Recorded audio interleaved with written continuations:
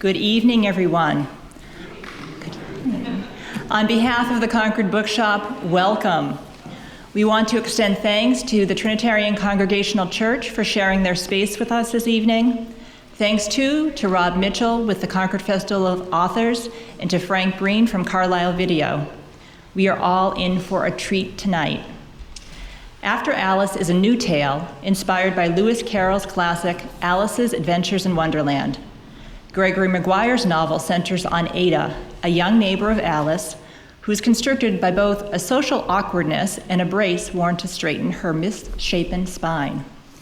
Ada slips into the rabbit hole after Alice, losing both her back brace and her inhibitions as she falls. She, not Alice, takes center stage in this adventure, which is indeed curiouser and full of wonder, witty wordplay. Meanwhile, life above the rabbit hole in Oxford carries on, where a governess and an older sister half-heartedly look for the two girls, ceding to the demands of a self-medicated new mother, a baby that won't stop crying, and a cameo appearance by Charles Darwin.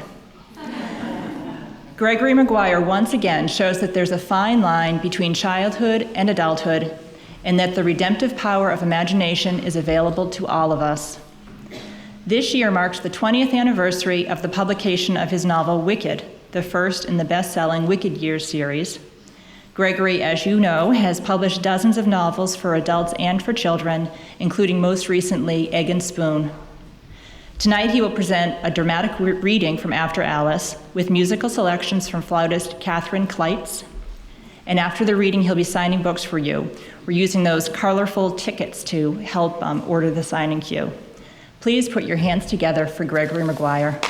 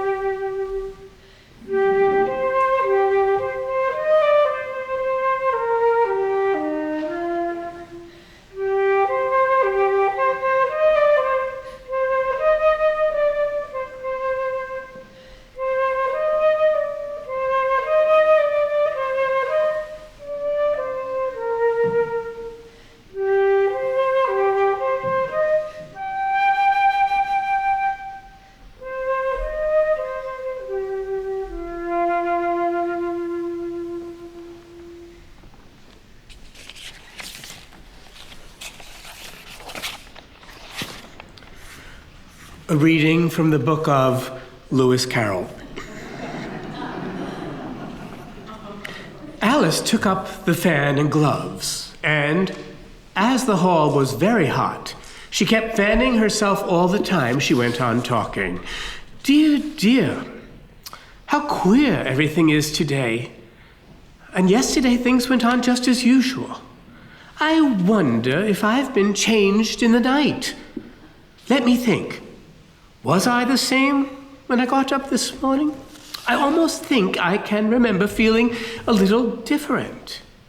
But if I'm not the same, the next question is, who in the world am I? Ah, that's the great puzzle. And she began thinking over all the children she knew that were of the same age as herself, to see if she could have been changed for any of them. I'm sure I'm not Ada, she said, for her hair goes in such long ringlets, and mine doesn't go in ringlets at all. And I'm sure I can't be Mabel, for I know all sorts of things, and she knows such a very little. Besides, she's she, and I'm I.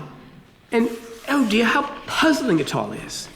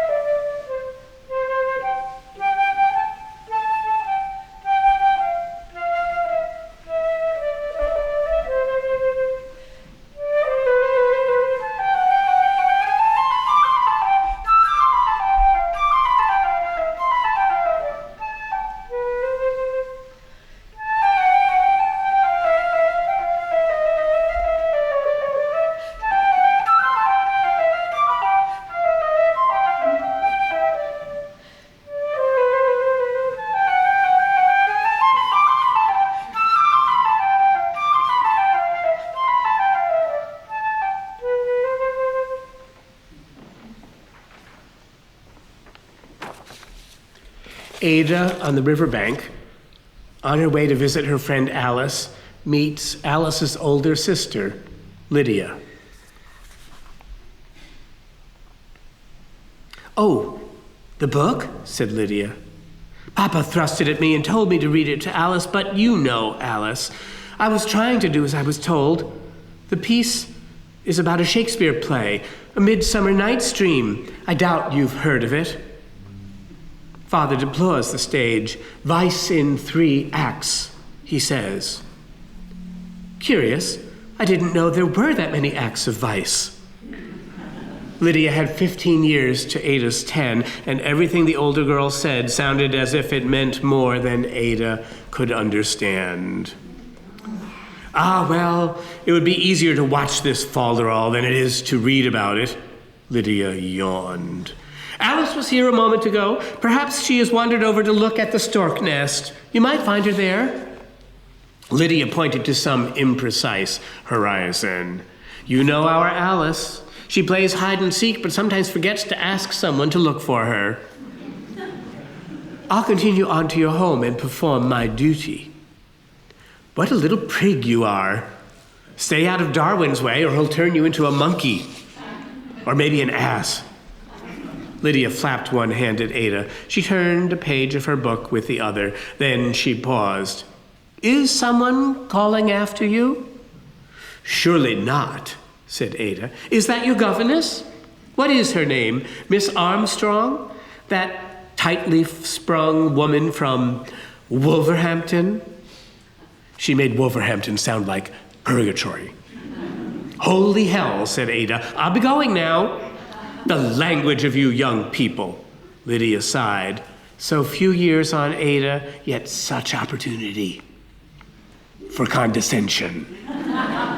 "Hide and seek, you too? I may pretend to be dozing so as not to have to speak to your governess, though I suppose in any case she can sniff you out, your medicinal cologne." Ada didn't reply. She hurried to the other side of the tree, where a companion tree joined it at the ankle. The pair leaned out over the water, and Ada tried to lean along with them so that they would conceal her. The double trunk split into tuberous roots, forming a proto-Gothic archway in the sandy bank just inches above the river. From that join, Ada saw a nose and then a face emerge, twitching. A denizen of the riverbank worried itself out. Adjusting his waistcoat and standing erect, he turned this way and that. He seemed not to notice Ada. She was in the shadows. She didn't dare call out to Lydia for fear she would startle the creature. But really, a white rabbit in a gentleman's waistcoat? Who could possibly have run up that snug apparel and struggled him into it? "Miss Lydia!"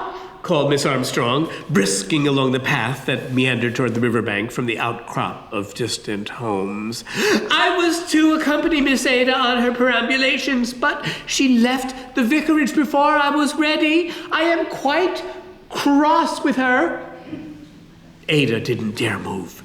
She watched Lydia expertly drop her head back upon the grassy bolster as if in slumberland.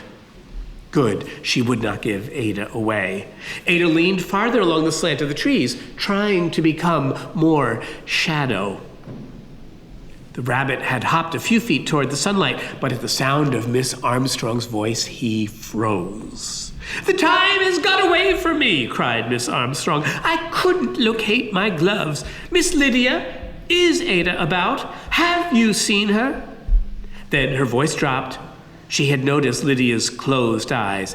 Beg pardon, whispered Miss Armstrong, and turned this way and that, as if sniffing for Ada.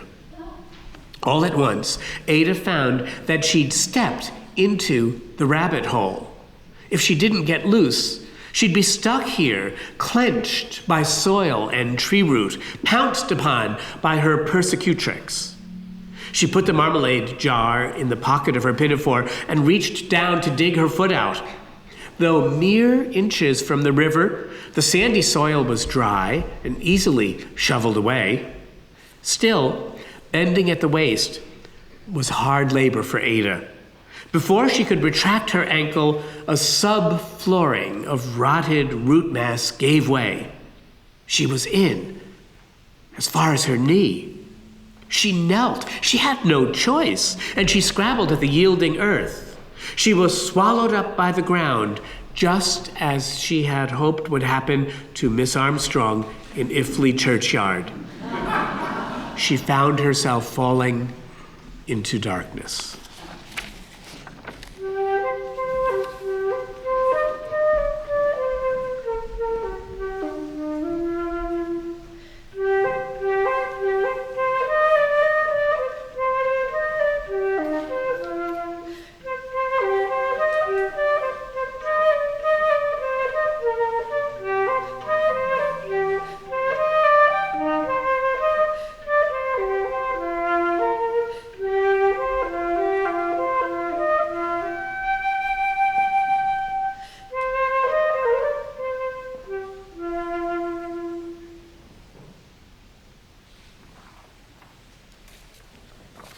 Ada has fallen into a pool of tears, which looks quite a bit like an ocean.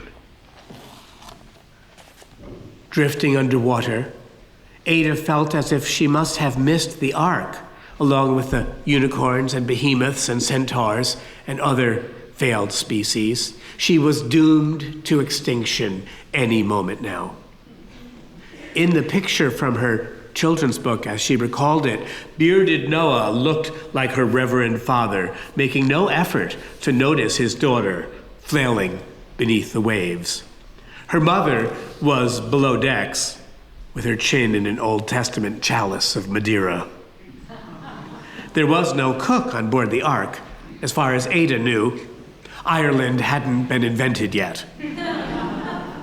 Ada had a suspicion that Noah's newborn infant son had trotted along on all fours and tripped up his big, ungainly sister, making her sprawl and tumble overboard into the flood. Sororicide. Then, to her surprise, she broke through. But broke through what? It seemed, at least, to be the surface of the water, perhaps more. As in the landscapes of the Inferno by Doré, an impossible, outlandish sky lolled overhead with an unsettling suggestion of eternity. She was naked, but she suspected she hadn't been made corporeally perfect in her plunge. I say, called a voice, I do hope you're not drowning. She looked about for a boat, for Noah and his ark, for Charon and his bark, anyone on duty? She saw no boat, but as she pivoted, how much easier it was to move in the water than on land, she discovered that she was close to a strand. A couple of peculiar-looking creatures were making their way along the beach from left to right. A walrus walking hand in hand with a laborer of some sort. A difficult thing to accomplish, given that walruses sport nothing approximating a hand. Still, there was no other way to put it. The human had some obscure tools of his trade poking from a pocket in his laborer's leather apron. Neither of them looked like Charon, nor like Noah. Perhaps the human, who seemed to be a joiner, had learned shipbuilding from Noah, while the walrus had survived the flood because, of course, walruses swim adequately enough. "I may be drowning," she called. "Please don't," came a reply. They had stopped and were peering at her. The walrus was speaking. "We just saw a sign that said, 'Drowning is forbidden and punishable by death.' The Queen is ruthless about misbehavior of that sort," added his companion. "If one drowns, one can't then be put to death," said Ada. She pollywogged nearer the shore, keeping her bare shoulders submerged. "I don't know why you say that. One can drown one's sorrows in a flask of herring cordial. But the sorrows always return," said the walrus. "They don't stay drowned. They can be put to death again, happily enough." He was a walrus who looked as if he knew something considerable about sorrow. Then again, thought Ada, perhaps most walruses look like that. "Why is an oyster like a writing desk?" asked the tradesman. "Ah, my friend," said the walrus to Ada, "is a carpenter, and he knows many useful things about writing desks. As we are just returning from a breakfast with oysters, perhaps he intends to write about it." To the carpenter, the walrus said, "An excellent riddle, my dear man. The very wet child beyond may have an opinion on the matter." "Why is an oyster like a writing desk?" called the carpenter in a voice keyed to falsetto. Ada had found purchase with her feet now, so she could stop rotating her arms and knees. She said musingly, "Why is an oyster like a writing desk?"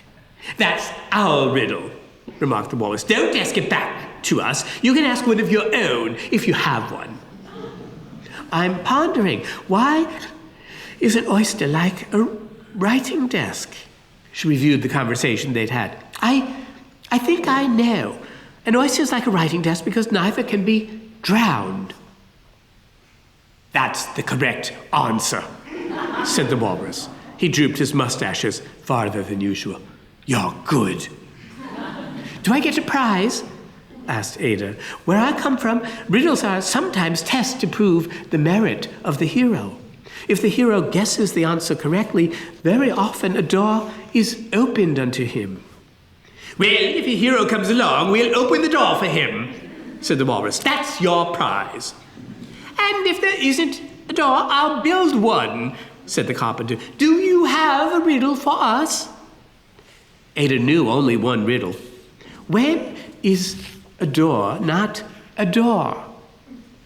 The pair of beachcombers looked at each other from beneath whiskery eyebrows. The walrus shrugged. "It is a dreadful mystery," whispered the carpenter. "No one can ever know the answer to that question. It is existentially, hyperbolically, quintessentially unknowable." "I know it, and I'll tell you," said Ada proudly. "A door is not a door when it is ajar." "A jar of what?" asked the walrus. "Jellyfish jam, I hope? Mackerel marmalade?" "No, ajar. It's a word that means open, standing open." The carpenter slapped his palm against the walrus's upturned flipper, and they danced a bit of a quadrille, as well as they could without 6 partners. "Well, that settles that then," said the carpenter. "Am I right or am I right?" "Is that another riddle?" asked Ada. "What do I get if I answer that one correctly?" "A further chance to fail," said the carpenter. He stopped cavorting, and the two of them began to trudge away.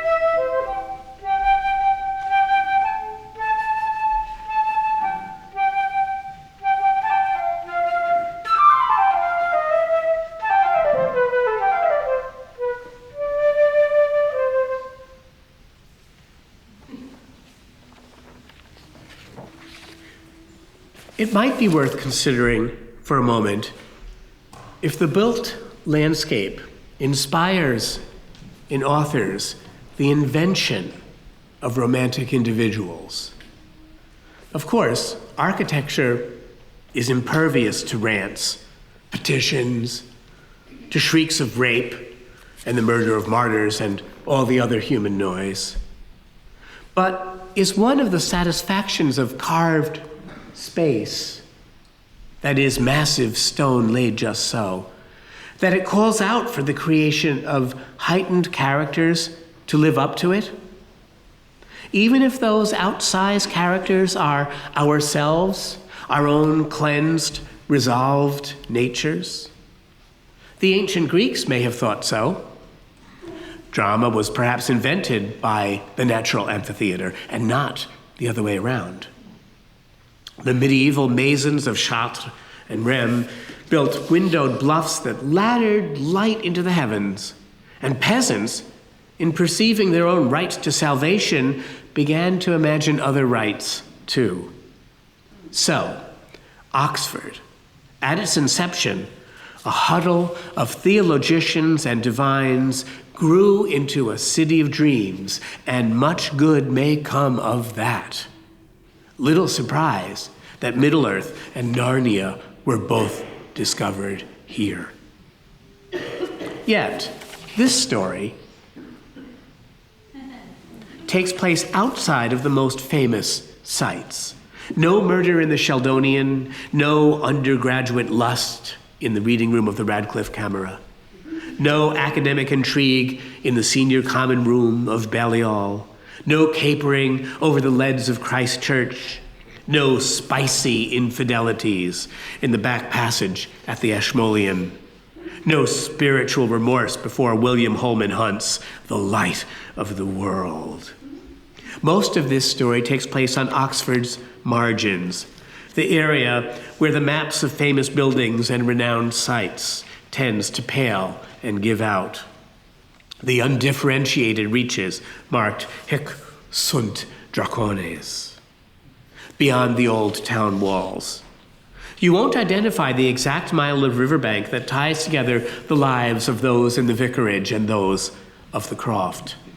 The river changes its course by grains of mud every day imperceptibly.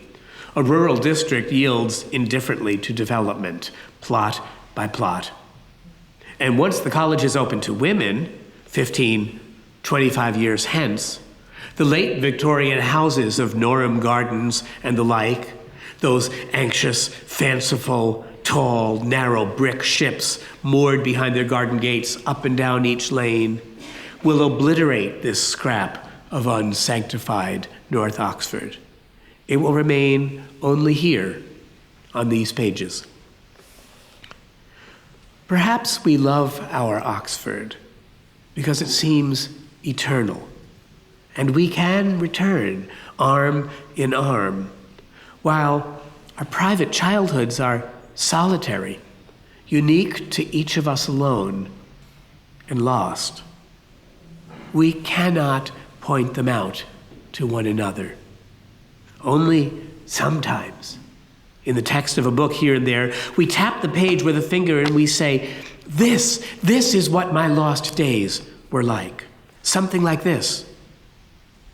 But even as we turn to the fellow in the bed beside us to say, yes, this passage here, whatever it is we recognized has already disguised itself, changed itself in that split instant.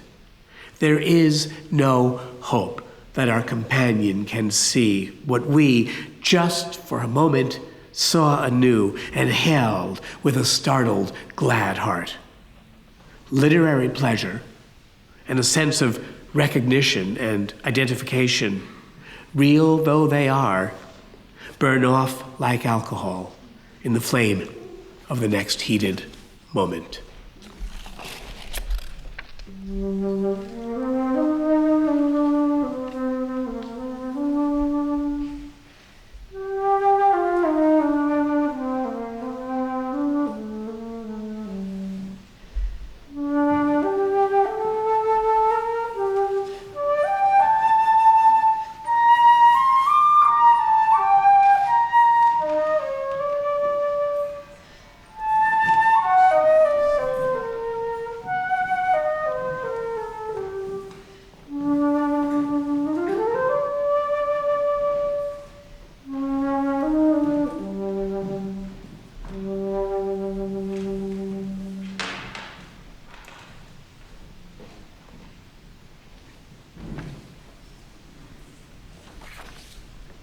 Later in the day,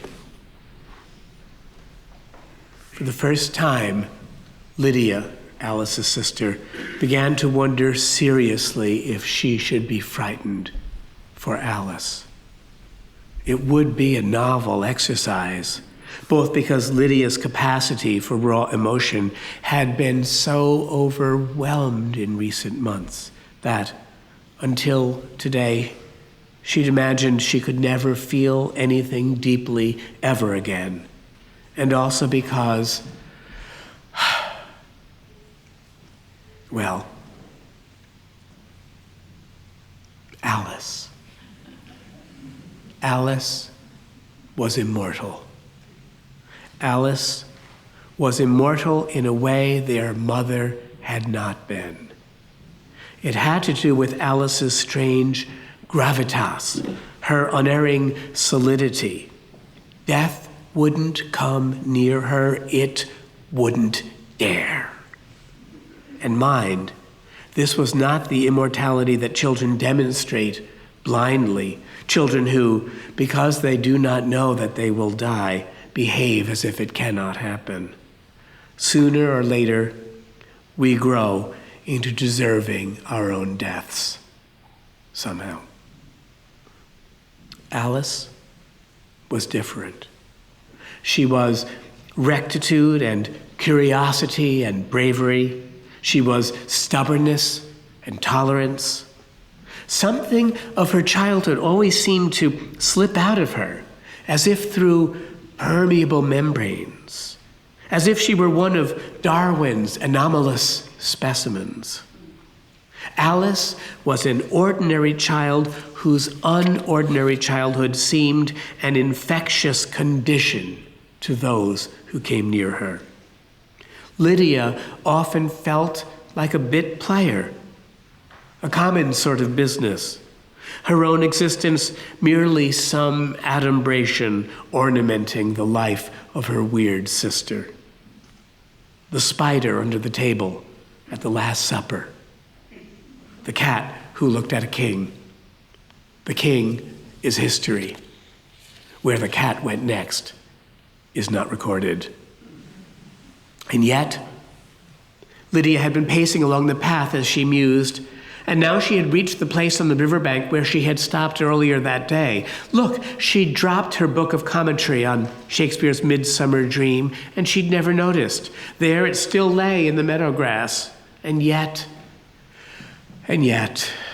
who else to play the part of a bit player in the life of a child?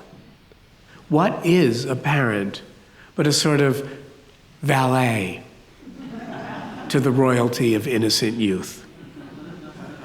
With Mrs. Cloud gone and Mr. Cloud lost in grief, Alice had no one else. And Lydia was all she had, and not enough. Lydia paused and sat down and leaned against the tree. She put her hands to her face. She didn't care to think about her mother. She wasn't ready. Unwelcome, indeed forbidden, a memory rose up through the flooring of the day, a memory of Jane Cloud. Lydia tried to resist it, but memories are anarchic. Some winter morning, a few years ago, Jane Cloud had come back from London, a visit to a surgery in Harley Street. Alighting from the carriage onto the glossy, ice-slicked cobbles of the lane, leaning to thank the driver and turning to greet her girls. Her hair had fallen out of its pins on one side. The bonnet was askew. Forsaking their December wear, the girls had pummeled down the path from the croft, meaning to throw themselves in her arms. Against the cold, one hand was still immersed in a white muff of rabbit fur. The other hand, gloveless, was reaching toward her girls.